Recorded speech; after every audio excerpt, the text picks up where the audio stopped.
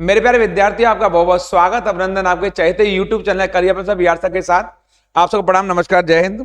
आप सभी लोग दोनों हाथ जोड़कर अपनी मां के चरणों में प्रणाम करेंगे। आज मैं बहुत करंट अफेयर्स पर चर्चा करने वाला हूं आपसे। मैं बात करूंगा आपसे चुनाव आयोग के संदर्भ में, जम्मू कश्मीर से हटाई गई 370 की धारा के बारे में। इस वीडियो में बताऊंगा आपको मैन बुकर अवार्ड किसको दिया गया है आपके, और मैं बताऊंगा आपको जो इंदिरा गांधी शांति पुरस्कार है वो किसको दिया गया और उसके तहत कितनी राशि प्रदान की जाती है। अभी हाल ही में कई ऐसे विषय हैं जो बहुत ज्यादा चर्चाओं में रहे वर्ष 2023 के कई सारे जनवरी से लेकर दिसंबर तक। तो ये जो फैक्चुअल क्वेश्चन आने वाले हमारे एग्जाम में, चाहे वो एसएससी का हो या पीसीएस का हो या जितने वनडे एग्जाम है, सिपाही से लेकर के आपके अधिकारी तक के, उन सब में करंट अफेयर्स के क्वेश्चन जरूर बनते हैं। इस वीडियो पर अंत तक बने रहेंगे। इस चैनल को सब्सक्राइब नहीं किया, जल्दी सब्सक्राइब कर लेंगे। लाइक शेयर कमेंट करना बिल्कुल नहीं भूलेंगे। और मैं आपको ले चलूंगा आपके चहेते प्लेटफॉर्म या पढ़ाई की पंचायत पर। और ये करंट अफेयर्स का बहुत महत्वपूर्ण पहलू है जहां हम चर्चा कर रहे हैं आप लोगों से। और मैं बात करूंगा आपके यहां से ये जम्मू कश्मीर और आपके पुनर्गठन विधेयक पर। मेरी चर्चा यहीं से होगी आपसे, जम्मू कश्मीर के पुनर्गठन यहां पर संशोधन विधेयक पर। जैसा कि आप जानते हैं, संसद में भी हाल ही में जम्मू कश्मीर आरक्षण संशोधन विधेयक 2023 को लाया गया था। और जम्मू कश्मीर पुनर्गठन संशोधन विधेयक वाला दो अलग अलग पार्ट हैं। जम्मू कश्मीर आरक्षण संशोधन विधेयक एक और जम्मू कश्मीर पुनर्गठन संशोधन विधेयक। जो रीऑर्गेनाइजेशन जो आपका अमेंडमेंट बिल है जम्मू कश्मीर के संदर्भ में, ये दोनों ही भारतीय संसद द्वारा पारित कर दी गए हैं।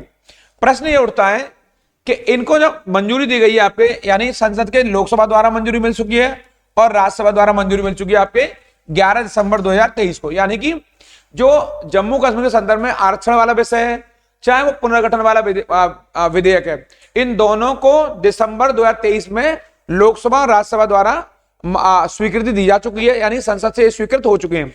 इस क्रम में आप देखेंगे इसमें क्या हुआ है ऐसा।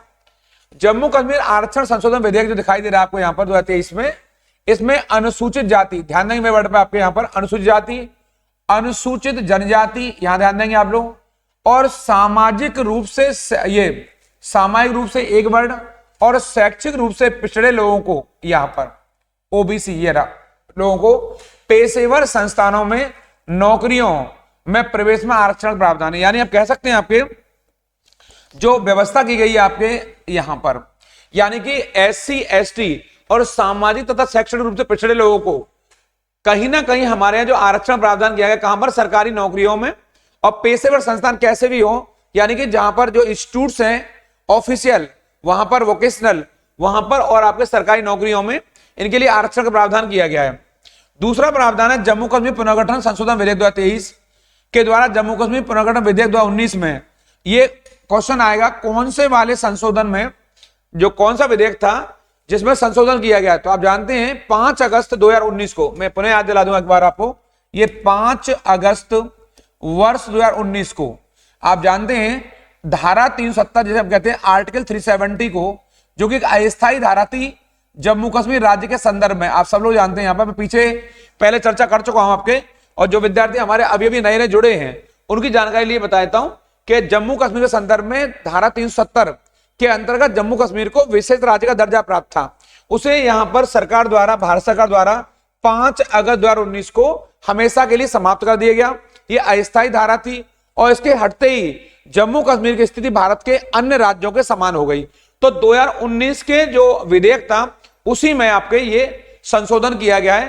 तो एक तो आपके आरक्षण के संदर्भ में जो बहुत इंपॉर्टेंट है आपके, तो आरक्षण बता मैंने एससी एसटी और सामाजिक और शैक्षिक रूप से पिछड़े लोगों को ये नौकरियों में आरक्षण का प्रावधान कर दिया गया। एक प्रावधान तो ये हो गया आपका।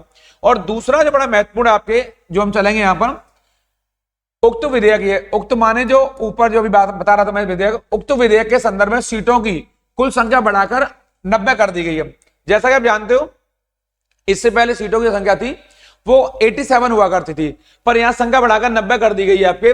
इसमें जो अनुसूचित जाति हैं उनके लिए 7 सीटें और जो अनुसूचित जनजाति हैं उनके लिए 9 सीटों का आरक्षण किया गया है। यानी आप कह सकते हैं आपके कि जो एससी वर्ग की जो सीटें हैं वो आपके 7 रखी गई हैं और जो एसटी वर्ग की सीटें हैं उनके लिए 9 सीटें रिजर्व कर दी गई हैं आपके।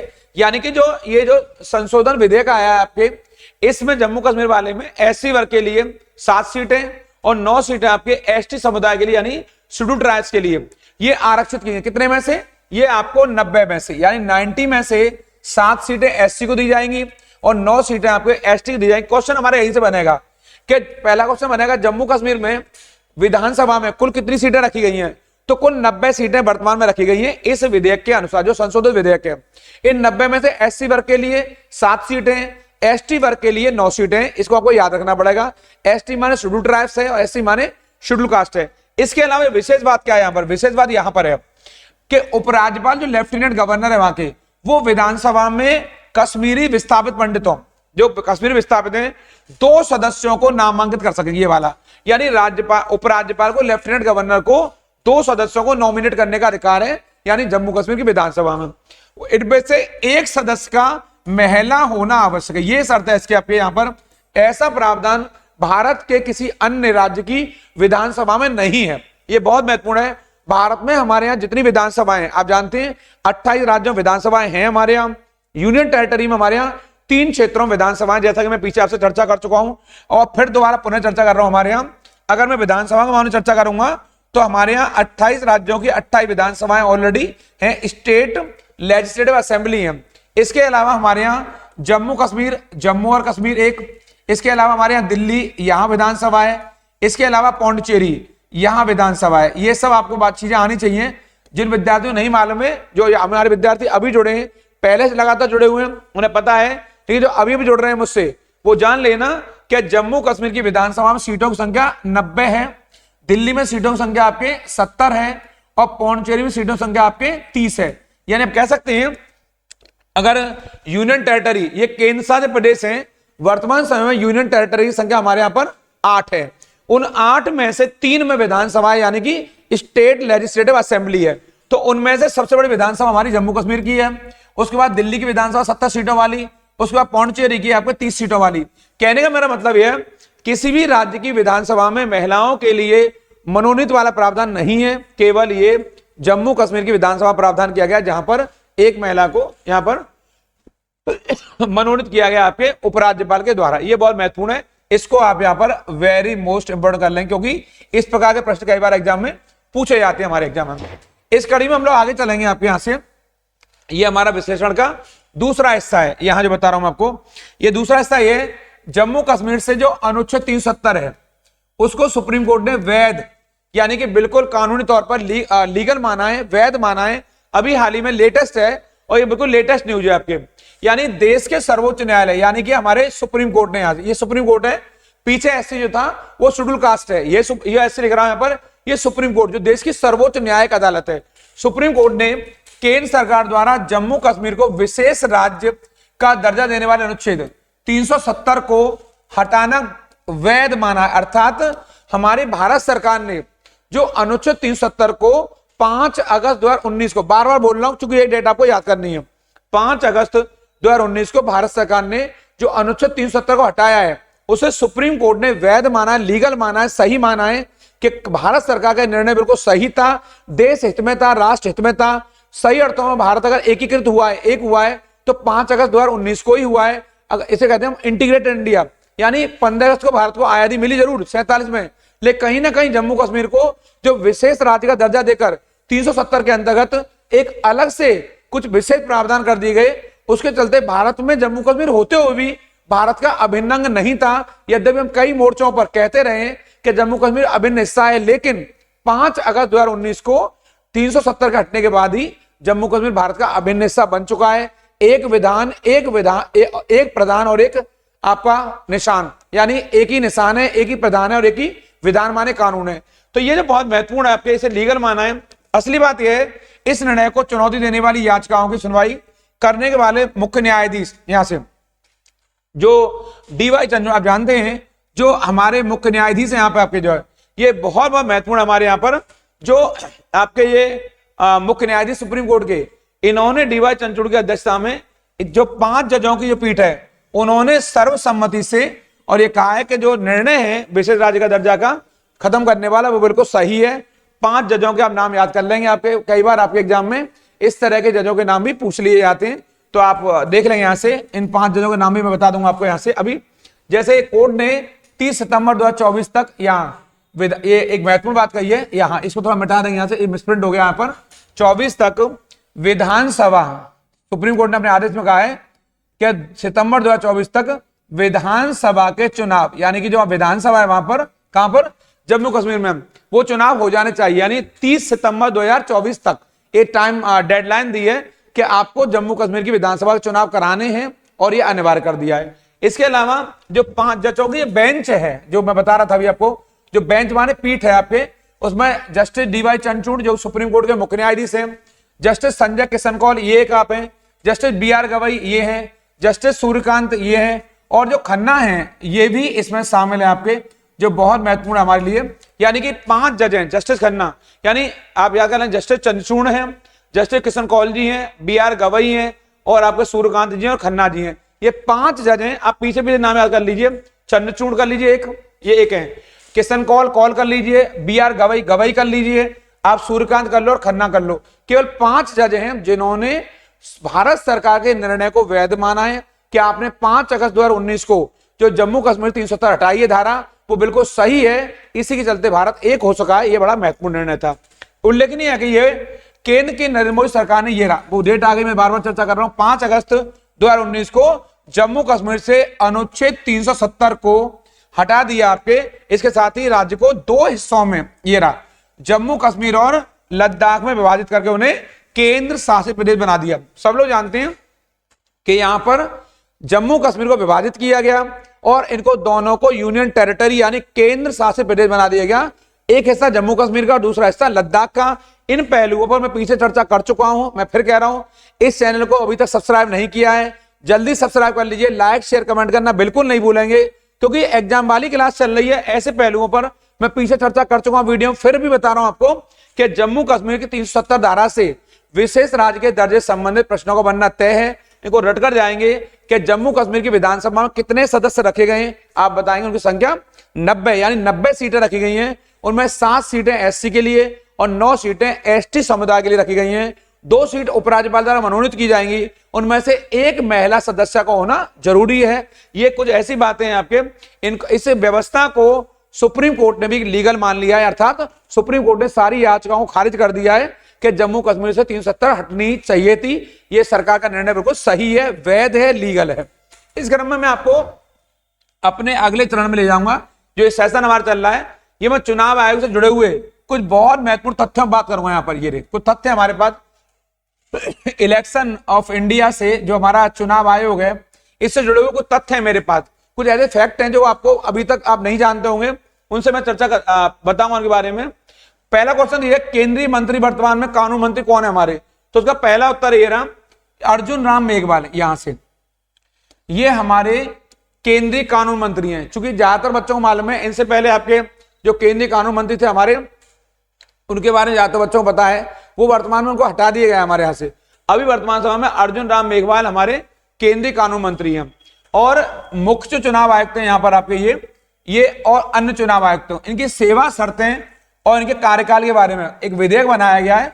इसे राज्यसभा और लोकसभा, या राज्यसभा ने यहाँ पारित कर दिया है और इसको लोकसभा ने पारित कर दिया। यानी कि जो चुनाव आयोग से जो सेवा शर्तें होती हैं और इनकी नियुक्ति यानी कार्यकाल के बारे में कुछ प्रावधान किए, इन्हें दोबारा से पारित किया गया यहाँ पर। और इसके लिए आपके यहाँ पर 1991 ये वाला, इन चुनाव आयोग तो सेवा शर्तों के लिए इनका स्थान लिया। यानी आप एक लाइन में कहूंगा पूरे वाले मामले को, यानी कि जो कानून मंत्री हैं अर्जुन राम मेघवाल, इनके नेतृत्व में भारतीय संसद ने एक आपके कानून बनाया, पारित किया है। उसके अंतर्गत जो चुनाव आयुक्तों के लिए जो सेवा शर्तें हैं और जो उनके कार्यकाल के प्रावधान है, उनमें बड़ा बदलाव लिया है। और बदलाव क्या लिया है ये मैं बताऊंगा आपको। यहाँ पर ये रहा बदलाव, विधेयक के प्रावधानों के अनुसार मुख्य चुनाव आयुक्त, इसे बोलते हैं हम लोग चीफ इलेक्शन कमिश्नर, इसे कहते हैं CEC कहते हैं हम लोग। ये रहा चीफ इलेक्शन यानी मुख्य चुनाव आयुक्त, और जो अन्य 2 चुनाव आयुक्त हैं उनकी नियुक्ति प्रवर समिति की सिफारिश के आधार पर की जाएगी। जैसा कि आप जानते हो, हमारे यहाँ चुनाव आयोग में बहुसदस्य चुनाव आयोग है, और बहुसदस्य चुनाव आयोग में एक CEC मुख्य चुनाव आयुक्त के अलावा 2 अन्य चुनाव आयुक्त होते हैं। 2 अन्य, ये आपको पता होगा, अगर नहीं मालूम है तो ये मैं बता रहा हूं आपको, 2 अन्य चुनाव आयुक्त होते हैं इसके अंदर। यानी हमारा चुनाव आयोग है वो बहुसदस्यीय। कैसा है वो बहुसदस्यीय है। बहुसदस्यीय माने उसमें 3 सदस्य हैं यहां से, यानी एक मुख्य चुनाव आयुक्त और 2 अन्य चुनाव आयुक्त हैं। लेकिन इनकी नियुक्ति जो होती है वो राष्ट्रपति द्वारा की जाती है। राष्ट्रपति जो इनकी नियुक्ति करेंगे वो प्रवर समिति यानी सेलेक्ट कमेटी की सिफारिश पे करेंगे। और इस समिति में कौन कौन होगा आप जान लेना। इस समिति में प्रधानमंत्री ये हुए हमारे पीएम, एक केंद्रीय मंत्री ये रहा, और लोकसभा में विपक्ष के नेता या लोकसभा में सबसे बड़ी पार्टी के नेता शामिल होंगे। यानी कि जो इनकी नियुक्ति करेंगे उसके लिए एक समिति सिफारिश करेगी। उस समिति में प्रधानमंत्री होंगे, एक को केंद्रीय मंत्री होंगे, और लोकसभा में विपक्ष के नेता यानी कि अपोजिट लीडर ऑफ लोकसभा। आपको जानना चाहिए सुप्रीम कोर्ट ने अभी कुछ दिन पहले ये कहा था, चुनाव आयोग एक स्वतंत्र और निष्पक्ष संस्था है, और चुनाव आयोग का अगर चुनाव आयोग को काम करना है तो उसका स्वतंत्र रहना बहुत जरूरी है। भारतीय संविधान के अनुच्छेद 324 में, कौन से आर्टिकल में, 324 में, 324 में चुनाव आयोग का उल्लेख हुआ है। चुनाव आयोग एक संवैधानिक संस्था है। तो यहां पर यह तथ्य आया था, सुप्रीम कोर्ट ने कहा था चुनाव आयोग में नियुक्ति होते वक्त एक समिति होनी चाहिए। और कुछ दिन पूर्व प्रधानमंत्री, सुप्रीम कोर्ट के मुख्य न्यायाधीश और लोकसभा के विपक्ष के नेता शामिल हुआ करते थे आपके।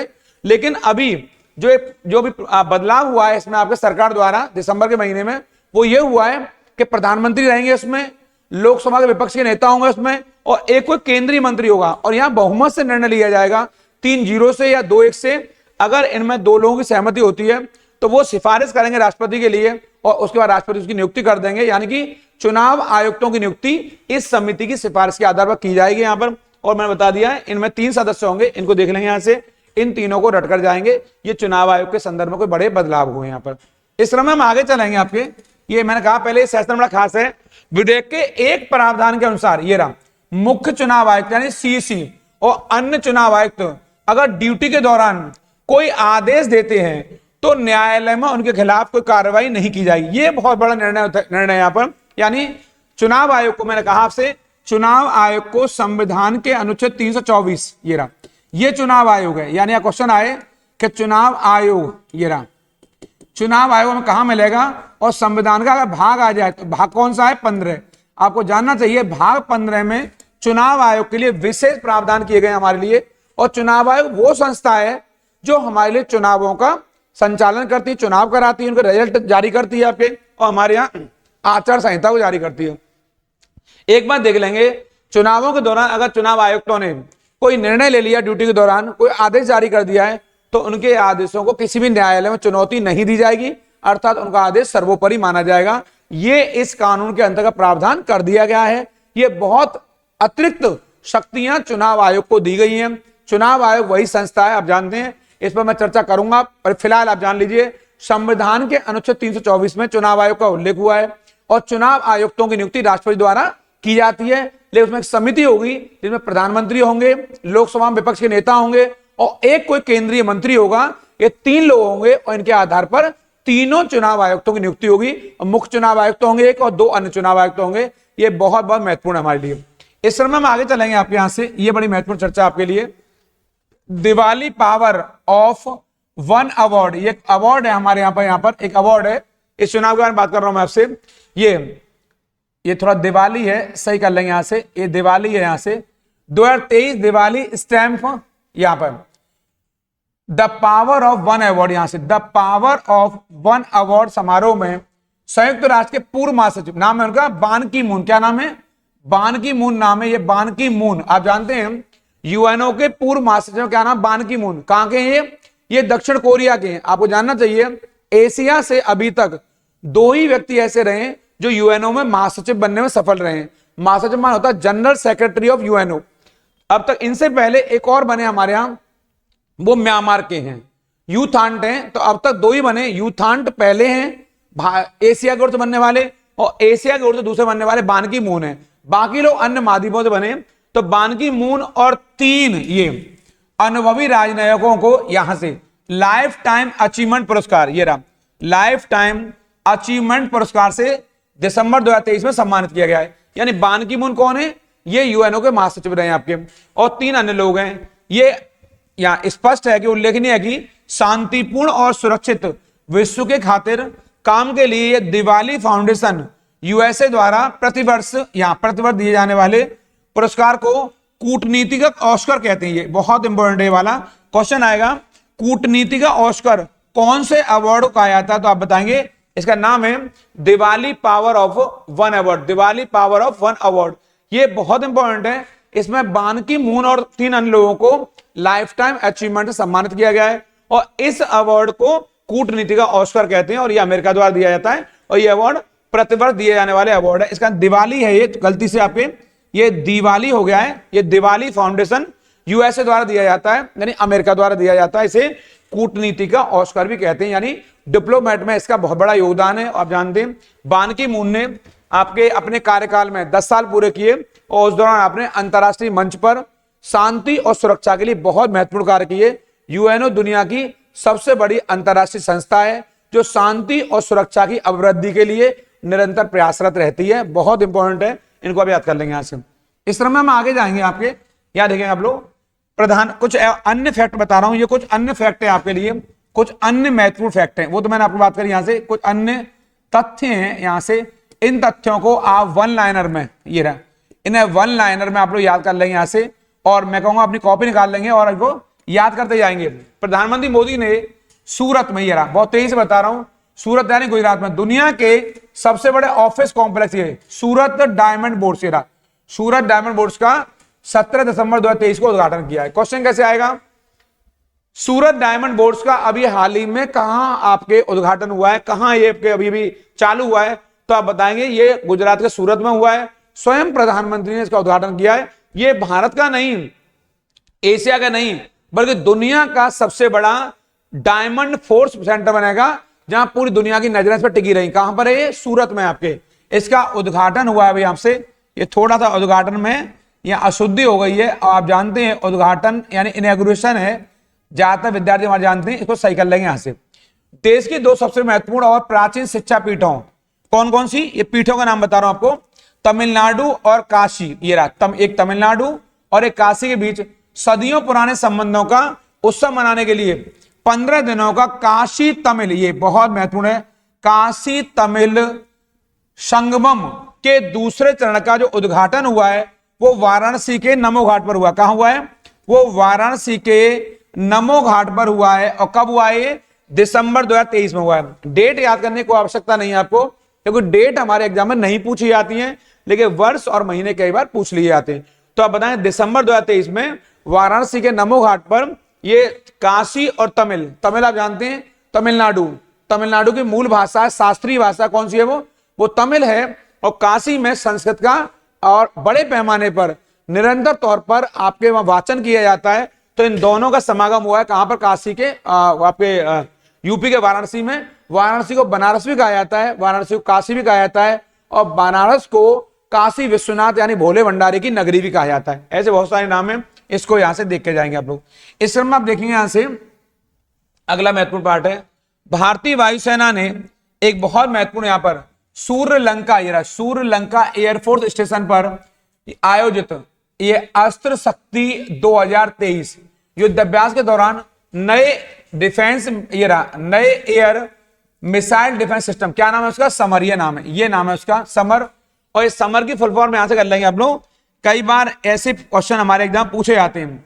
समर का मतलब क्या होता है, सरफेस टू एयर, यहां पर surface to air missile for assured, ये रहा रिटेलिएशन, ये रहा एश्योर्ड रिटेलिएशन का परीक्षण किया है। ये बड़ा महत्वपूर्ण है, आपके क्वेश्चन आएगा समर क्या है, तो बता देंगे समर आपका एक क्या है, यहां पर ये नए air defence missile system summer नाम दिया गया, इसका परीक्षण किया है आपके।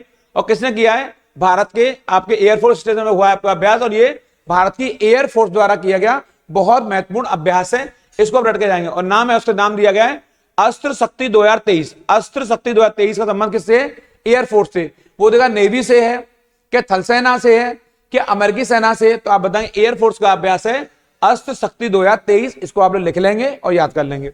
इसलिए मैं अगला पहलू देखेंगे यहां पर, पर्यावरण अनुकूल समुद्री परिवहन के उद्देश्य से भारत की सबसे तेज, ये रहा सबसे तेज सौर इलेक्ट्रिक नाव, आप जानते हैं ये सौर का मतलब क्या, सोलर से है, उसका नाम है बाराकोडा। ये क्या नाम है उसका, बाराकोडा। इसको अभी अभी लॉन्च किया गया है। ये क्वेश्चन इसलिए खास है यहां पर आपके कि बाराकोडा क्या है, क्या मिसाइल का नाम है, क्या टैंक का नाम है, क्या उपग्रह का नाम है, क्या किसी सौर इलेक्ट्रिक नाव का नाम है। नाव मतलब बोट का, या नाव का मतलब हमारा बोट से है।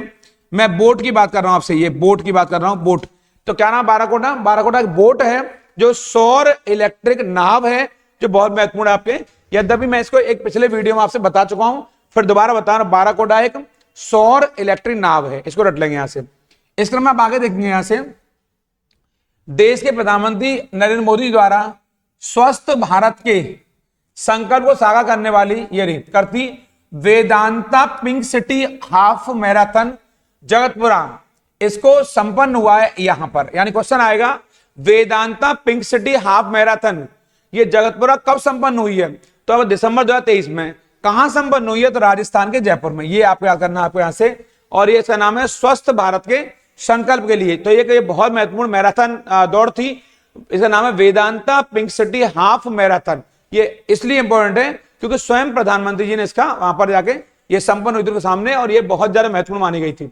एक अन्य पहलू यहीं से, अभिनेता कबीर बेदी गुजरे जमाने के बहुत बड़े वेटरन कलाकार हैं आपके और दिग्गज अभिनेता रहे।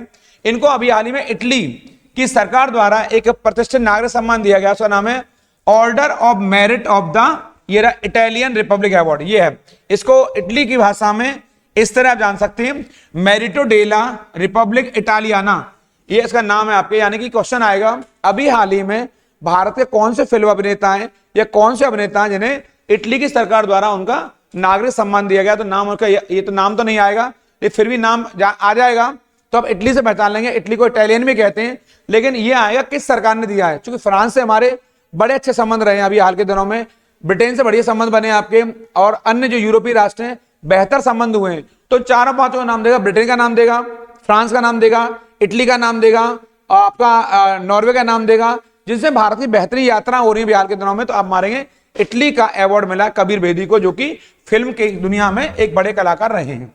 इसमें आप आगे देखेंगे यहां से, वर्ष 2023 का इंदिरा गांधी शांति पुरस्कार, ये बड़ा इंपॉर्टेंट आपके, ये इंदिरा गांधी शांति अवार्ड किसको मिला है फिर? तो क्या नाम है आपके, ये दो लोगों को दिया गया है आपके। एक तो डैनियल बेरेनबोइम, एक तो ये है, और दूसरे अली अबू अव्वाद। दो नाम है आपके, एक तो डैनियल बेरेनबोइम, एक नाम तो ये हमारे पास, और दूसरा अली अबू अव्वाद। ये दो नाम इनको दिया गया है।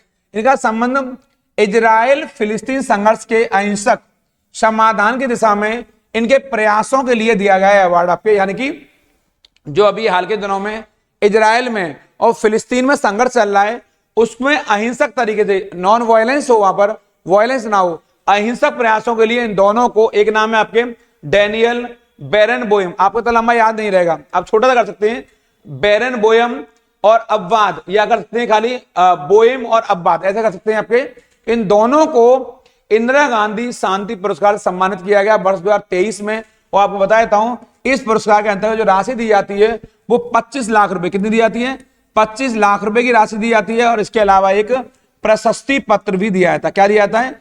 एक प्रशस्ति पत्र भी दिया जाता है। यानी कि जो व्यक्ति इस अवार्ड को जीतता है तो उसको 25 लाख रुपए की राशि के साथ में एक प्रशस्ति पत्र भी प्रदान किया जाता है। ये दोनों इंपॉर्टेंट है, डैनियल बेरेनबोइम और अली अबू अव्वाद, जो कि इजराइल फिलिस्तीन संघर्ष के मध्य में अहिंसक प्रयासों के लिए जाने जा रहे हैं। इन दोनों का मानना है संघर्ष रुकना चाहिए, मानवता के लिए जन धन की हानि हो रही है, इसलिए अहिंसक प्रयास इनके जारी हैं, इसी के लिए इनको यह अवार्ड दिया गया है।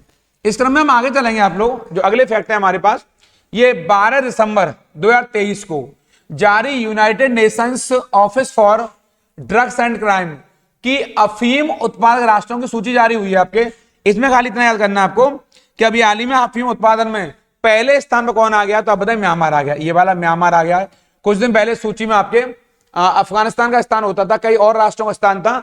फिलहाल दुनिया में सबसे ज्यादा अफीम का उत्पादन यदि कोई कर रहा है तो वो केवल म्यांमार कर रहा है।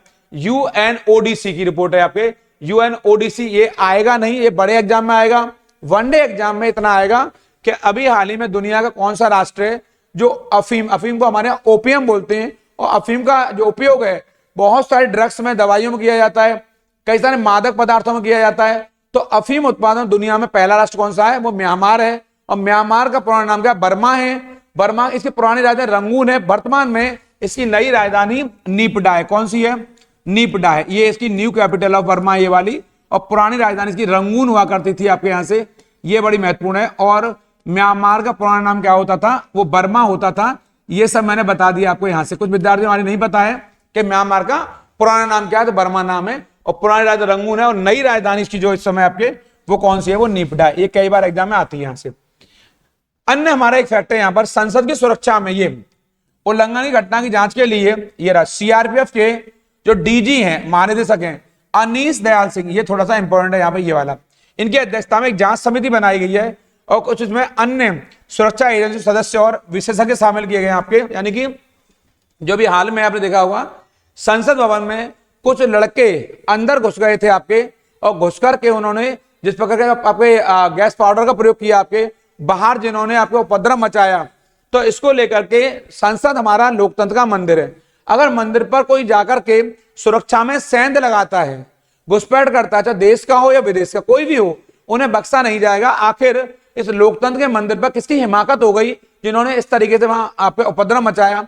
आपको कोई बात अपनी रखनी है तो बात रखने के और भी तरीके हो सकते हैं, लेकिन इस तरह आप संसद में आकर के सुरक्षा के साथ खिलवाड़ करते हैं तो यह उचित नहीं माना जाएगा। तो इसी की जांच के लिए अनीश दयाल सिंह की अध्यक्षता में एक समिति बनाई गई। यह समिति बताएगी कि आखिर संसद में के ये जो सुरक्षा का उल्लंघन हुआ है, जो वायलेंस हुआ है, अतिक्रमण हुआ है, वो आखिर कैसे हुआ, उसके संदर्भ में अनीश दयाल सिंह की अध्यक्षता में ये समिति बनी है। और आप सीआरपीएफ के डीजीपी हैं, डायरेक्टर जनरल ऑफ पुलिस हैं, इसको आप रट लेंगे और मेरे कहने से इसको आप इंपॉर्टेंट भी कर लेंगे यहां से, क्योंकि इस प्रकार के एग्जाम में क्वेश्चन आते हैं और ये भी हाल में चर्चाओं में रहा है क्वेश्चन, इसलिए संभवतः है ये क्वेश्चन आपके एग्जाम में आ सकता है। अनीश दयाल सिंह, इस नाम को आप रट लेंगे यहां से। इस क्रम में आप आगे चलेंगे यहां से। अगला हमारा फैक्ट है कोप 28, ये वाला मैं पहले बता चुका हूं। कोप का मतलब होता है कॉन्फ्रेंस, ये मैं पहले बताया आपको, कोई बच्चे नहीं याद नहीं हो, कॉन्फ्रेंस ऑफ पार्टीज, इसका फुल फॉर्म होती है आपके, ये इसकी फुल फॉर्म है आपके यहां से, कॉन्फ्रेंस ऑफ पार्टीज। कोप ये पर्यावरण जुड़ी बहुत बड़ी संस्था है। कोप के अध्यक्ष ये रहा संयुक्त अरब अमीरात ने 1 दिसंबर 2023 को जलवायु संबंधित निवेश संस्था, क्या नाम है, अल्टेरा ये नाम है उसका, इसको $30 अरब देने की घोषणा कर दी है। यानी कि जलवायु से संबंधित एक हमारे यहां पर जो इन्वेस्टमेंट जो आपके एक संस्था है, ये रही निवेश संस्था, इसका नाम है अल्टेरा, इसके लिए $30 अरब देने की घोषणा करी है आपके यूएई के जो शासक है वहां के आपके इन्होंने। और दूसरी बात यह है, अभी आपको मालूम कोप 28 का जो सम्मेलन हुआ था वो आपके यूएई के, ये रहा यूएई के दुबई में ही हुआ था। कहां हुआ था, यूएई के शहर है आपके दुबई, वहीं पर ये संपन्न हुआ था आपको 28 वाला। और अब अगला वाला, ये तो हो गया आपका 2023 वाला, मैं लिखा है यहाँ पर, ये वर्ष 2023 का सम्मेलन है जो एग्जाम में आने वाला संभवतः यहाँ पर। इसके अलावा जो कोप 29 है, ये वाला जो वाला COP 29, इसका आयोजन यानी 2024 में कहां पर होगा, बाकू में। अब बाकू क्या है, बाकू अजरबैजान की राजधानी है। यानी कि मैं दोनों एक साथ बताएं आपको, कोप 28 आएगा तो यूएई मार के आएंगे, कोप 29 आएगा तो अजरबैजान मार के आएंगे।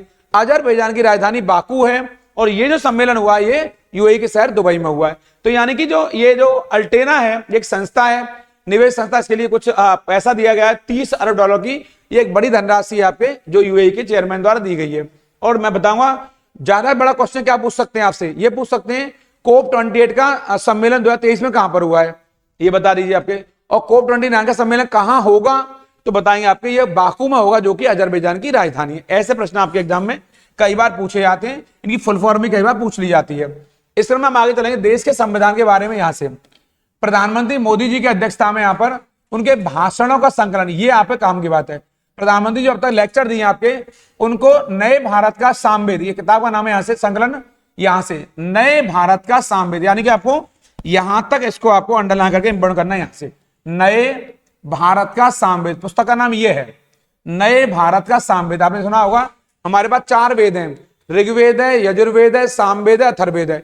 लेकिन प्रधानमंत्री मोदी जी ने भाषण दिए, उन भाषणों को एक पुस्तक में संकलित कर दिया गया है, सारे भाषणों को, और उसको नाम दिया गया है नए भारत का सामवेद। पुस्तक का नाम है ये, ध्यान देना मेरी तरफ, ये सामवेद वो नहीं है, वेदों वाला नहीं है, यानी प्रधानमंत्री मोदी के जितने भाषण हैं उन सबका संकलन करके एक जगह इकट्ठा कर दिया गया है और उस पुस्तक में संकलन किया गया है, उसको नाम दिया गया है नए भारत का सामवेद। और इसका जो विमोचन किया है हमारे पूर्व राष्ट्रपति आदरणीय रामनाथ कोविंद जी ने किया। यानी अगर क्वेश्चन आएगा, और कब किया, 2023 में। यहां पर यानी प्रधानमंत्री जी के सारे भाषणों का संकलन जिस पुस्तक में हुआ उसका नाम है नए भारत का सामवेद, और इसका विमोचन जो किया है वो रामनाथ कोविंद जी ने किया। ये क्वेश्चन आएगा नहीं, किसने विमोचन किया है ये नहीं आता विमोचन, ये आएगा कि प्रधानमंत्री जी के भाषणों का जो संकलन हो रहा है वो किस पुस्तक में हुआ है, तो आप बताएंगे वो नए भारत के सामवेद में हुआ है। और अगर विमोचन आएगा तो बता दीजिए आदरणीय रामनाथ कोविंद जी जो हमारे फॉर्मर प्रेसिडेंट रहे देश के। इस तरह में आगे देखेंगे अमेरिकी अंतरिक्ष एजेंसी कौन सी, नासा, ये आप जानते हैं। जैसे भारत की अंतरिक्ष एजेंसी कौन सी है, आपके इसरो है, तो ऐसे ही यहाँ की जो अंतरिक्ष एजेंसी आपको कौन सी, नासा है। ये काम कर रही डॉक्टर अस्था कृष्णमूर्ति को ये मंगल ग्रह पर रोवर का, कौन किस चीज का, रोवर का संचालन करने वाली ये पहली भारतीय महिला बन गई है। यानी कि इस तरह में देखेंगे आप लोग, यानी रोवर का संचालन करने वाली पहली भारतीय महिला कौन है, उसका नाम है डॉक्टर अक्षता कृष्णमूर्ति। डॉक्टर अक्षता कृष्णमूर्ति मंगल ग्रह पर रोवर का संचालन करने वाली ये पहली भारतीय महिला है। नाम है इनका डॉक्टर अक्षता कृष्णमूर्ति। ये बहुत इंपॉर्टेंट है और ये नासा में काम कर रही है। नासा अमेरिका की सबसे बड़ी अंतरिक्ष एजेंसी है और आप जानते होंगे नासा न सिर्फ अमेरिका की बल्कि दुनिया की भी एक बड़ी अंतरिक्ष एजेंसी मानी जाती है, जो कि स्पेस की दुनिया में बहुत बड़े बड़े कार्य कर रही है। लेकिन हाल के दिनों में इसरो ने अंतरराष्ट्रीय मंच पर अपनी उपस्थिति दर्ज कराई है। ये बहुत महत्वपूर्ण है, ये ध्यान रखेंगे। इसरो ने भी अंतरराष्ट्रीय मंच पर अपनी उपस्थिति दर्ज कराई है और अभी हाल ही में चंद्रयान 3 को सफलतापूर्वक चंद्रमा के दक्षिण ध्रुव पर भेज करके सॉफ्ट लैंडिंग करा करके भारत ने इतिहास रच दिया है। वहां रोवर हमारा विक्रम और हमारा जो आपका जो लैंडर रहा है विक्रम और हमारा रोवर रहा है प्रज्ञान, लैंडर और रोवर दोनों, लैंडर हमारा विक्रम है और रोवर हमारा प्रज्ञान है, उनको सफलतम तरीके से स्थापित करके इसरो ने अपनी महत्ता को स्थापित कर दिया है। और इसरो के चेयरमैन है एस सोमनाथ जी, वो वाकई बधाई के पात्र हैं। बार बार कुछ नाम बोल रहा हूं, एस सोमनाथ जो इसरो के चेयरमैन है, इस समय भी अभी हैं, जब तो मैं बोल रहा हूं आपके सामने, इस समय भी इसरो के चेयरमैन है। नासा अमेरिका की अंतरिक्ष एजेंसी है। भारत की आपके अभी एक अंतरिक्ष एजेंसी और चर्चाओं में जापान की है जाक्सा। जाक्सा ने भी हाल ही में चंद्रयान में मिशन छोड़ा है सफलतम तरीके से। उस पर मैं चर्चा अगले वीडियो में करूंगा आपसे, इसलिए लगातार उस पर निगाह बना के रखेंगे आप। जाक्सा नाम है उसका, JAXA। ये एक मेरा अन्य पहलू है आपके लिए। 27 नवंबर को न्यूजीलैंड में ये रहा नए निर्वाचित प्रधानमंत्री का नाम है क्रिस्टोफर लक्सन। क्या नाम है उनका, क्रिस्टोफर, ये नाम है उनका क्रिस्टोफर लक्सन। ये दोबारा लिख देता हूं इसको, क्रिस्टोफर, ये नाम है इनका लक्सन। इसको थोड़ा सा अंडरलाइन कर दें क्योंकि न्यूजीलैंड भी अभी उथल पुथल के दौर से गुजर रहा है आपके, क्योंकि इनसे पहले अभी कुछ दिन पहले जो हिपकिंस नाम के, जो अभी आपके कौन, हिपकिंस नाम के प्रधानमंत्री थे, क्या नाम है, हिपकिंस, वो अभी जा चुके हैं, बहुत शॉर्ट टर्म के लिए बने थे। लेकिन वर्तमान में न्यूजीलैंड के new PM of Christopher Luxon, ज्यादा नहीं करें तो लक्स सावन याद रहेगा, तो लक्सन कर लीजिए। न्यूजीलैंड के नए PM है लक्सन, क्रिस्टोफर लक्सन है। इनसे पहले हिपकिंस नाम के, हिपकिंसन नाम के थे जो जा चुके हैं आपके। अभी पूछ देगा अभी हाल ही में न्यूजीलैंड के नए प्रधानमंत्री कौन है, खाली कर लीजिए क्रिस्टोफर लक्सन, इतना ही याद करना है, इसके अलावा याद कुछ भी नहीं करना है। इसके अलावा 26 नवंबर यहां पर 2023 को आयरलैंड के लेखक, जो बहुत वेरी मोस्ट है ये वाला क्वेश्चन, वेरी मोस्ट इंपॉर्टेंट है, इसको पूरा उतार लेंगे। ये आयरलैंड के लेखक हैं, ये वाला पॉल लिंच। कौन, ये पॉल लिंच हैं आपके। इनके उपन्यास का नाम है प्रॉफिट सॉन्ग। क्या नाम है, प्रॉफिट सॉन्ग के लिए ने बुकर सम्मान से सम्मानित किया। कौन से, बुकर सम्मान 2023। यानी क्वेश्चन आएगा कि वर्ष 2023 में बुकर सम्मान से किसे सम्मानित किया गया है, तो आप बताएंगे लेखक हैं कहां के, आयरलैंड के। कहां के, आयरलैंड के लेखक हैं पॉल लिंच। इनकी पुस्तक है प्रॉफिट सॉन्ग के लिए क्वेश्चन आएगा, यार पुस्तक का नाम आएगा या लेखक का नाम आएगा। अवार्ड का नाम है बुकर सम्मान, बुकर पुरस्कार नाम है। ये बुकर पुरस्कार साहित्य के क्षेत्र में दिया जाने वाला बहुत महत्वपूर्ण पुरस्कार है और इस पुरस्कार को ब्रिटेन द्वारा दिया जाता है। किस द्वारा दिया जाता है, ब्रिटेन द्वारा दिया जाता है। मैं एक अपने अन्य वीडियो में पुरस्कारों पर, अवार्ड्स पर बहुत महत्वपूर्ण वीडियो बना चुका हूं। Bharat Ratna, man Booker, Nobel award, व्यास सम्मान, ग्रैमी अवार्ड, ऑस्कर अवार्ड, या हमारा जो साहित्य के अवार्ड बहुत सारे, उन पर मैं पीछे चर्चा कर चुका हूं। ज्ञानपीठ अवार्ड, उस वीडियो को आप देख लेना, पुराने वीडियो को। वो हमारी जो प्लेलिस्ट है हमारे चैनल की, उस प्लेलिस्ट में अवार्ड्स डालेंगे आप लोग तो सारे अवार्ड बाहर आ जाएंगे। और स्टडी जीके का स्पेशल पार्ट मैंने बनाकर भेजा है, उस वीडियो को जरूर देख लेंगे क्योंकि अवार्ड वाले पार्ट से हमारे एग्जाम में क्वेश्चन जरूर आता है। इसको रट के जाएंगे। 2023 में बुकर अवार्ड किसको मिला है, तो पॉल लिंच को मिला है। और किस पुस्तक के लिए, प्रॉफिट सॉन्ग के लिए मिला है। ये कहां के रहने वाले हैं, ये आयरलैंड के रहने वाले हैं। ये बहुत महत्वपूर्ण परिचर्चा मैंने करी है, ये सेशन बड़ा आपके लिए खास रहा है। ऐसा ही एक अन्य वीडियो आपके लिए बहुत जल्दी लेकर आ रहा हूं, लगातार इस वीडियो बने रहेंगे। इस चैनल को सब्सक्राइब नहीं किया है, जल्दी सब्सक्राइब कर लेंगे। लाइक शेयर कमेंट करना बिल्कुल नहीं भूलेंगे। जहां तक इस वीडियो को शेयर कर सकते हैं अपने साथी सहयोगियों तक, ये बहुत बहुत अच्छा है क्योंकि ये बहुत महत्वपूर्ण क्लास है, अन्य लोगों तक पहुंचेगी तो उसका श्रेय आपको भी जाएगा। उन लोगों का ख्याल जरूर रखिए जो आपका ख्याल रखते हैं। प्रणाम, नमस्कार।